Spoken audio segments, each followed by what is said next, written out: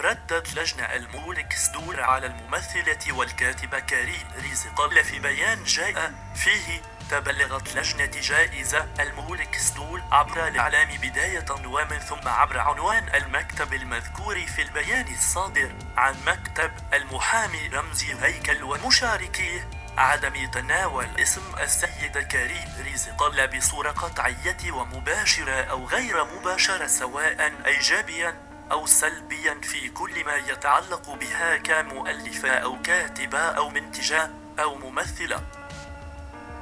وبما أننا نقيم حفلا حضاريا سنويا مشرفا ونحترم الحرية الشخصية لكل فنان، سواء كان كاتبا أو مخرجا أو ممثلا أو مغنيا، فنحن سنحذف طوعا ومراعاة لأوضاع صاحبة هذا الموقف كل ما يتعلق بالسيدة كارين رزق شخصيا، وكل ما يشير إلى كتابتها للنص أو إلى أي إسهام لها في مسلسل مشأنة، محتفظين بحقنا الطبيعي في التداول بكل ما يعني الممثلين وسائر العناصر الذين شاركوا في العمل المذكور.